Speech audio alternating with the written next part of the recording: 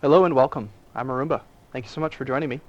This is going to be a mini tutorial on how stat gain works while you're a child.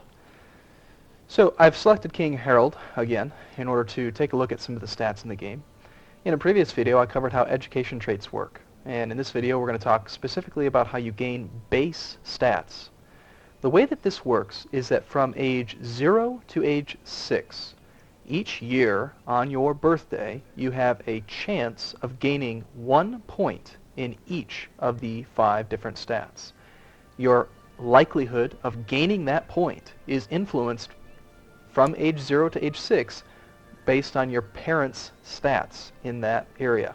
So for instance, if my son here was, say, a 3-year-old, and then he were having his birthday, turning 4, since I have very high martial ability, it's very likely that I'm going to pass on 1 point of martial to my son on his birthday. Likewise, my wife, her stats will also affect the likelihood of him gaining a point on his birthday. Once your character hits age 7, his stat gain is no longer based on the parents of the child, and instead is based entirely on the guardian. So, let's say I have a daughter down here who is 11. We can see that her guardian is this character.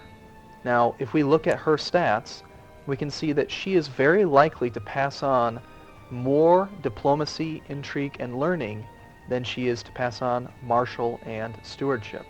This isn't, again, going to be a perfect equation because it is random chance. Just because you have a higher chance of increasing learning doesn't mean it's going to happen every year. But every year on their birthday, they have a chance to increase those stats. Hypothetically, if you did have a character with, say, 50 in every single stat, they'd have almost a 100% chance of increasing a child's traits, or child's stats, by 1 every birthday. So the hypothetical max, then, that you could see on a base character would be about 15 or 16 points.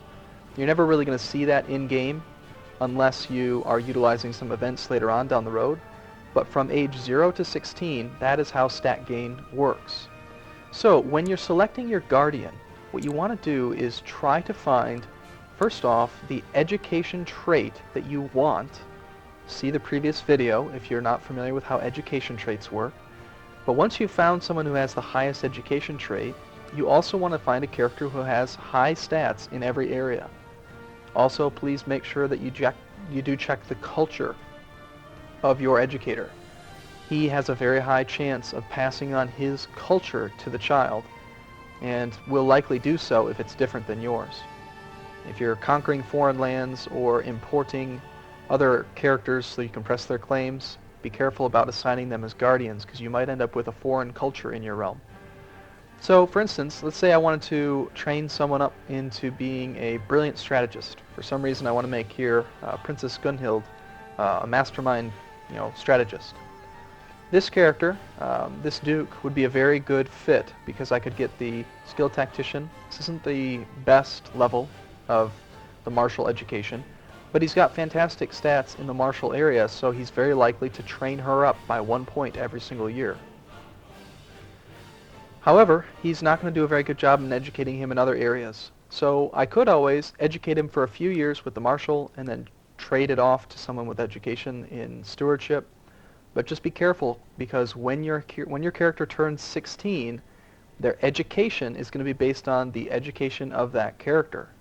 It's not based on who managed or who took care of them the longest. It's just based on whoever's taking care of them the day they turn 16.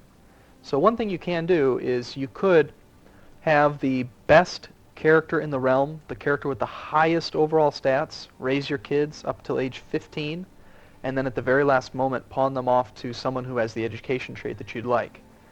Just be cautious, because if you miss it, if you miss the birthday, then you might end up getting the education trait that you're not looking for. Usually this ends up being someone who is a mastermind theologian. The learning trait is usually regarded as one of the weakest of the educations. Most people prefer either martial, diplomacy, or stewardship, or intrigue. Really all 4 of these are very powerful. Learning comes in a distant last. So hopefully you found this video educational, beneficial. That's all I have for you at this point. So if you would like, you can check out some of the other videos on my channel. Do subscribe if you want to stay up to date on any future releases, and I wanted to thank you once again so much for watching. We'll see you next time.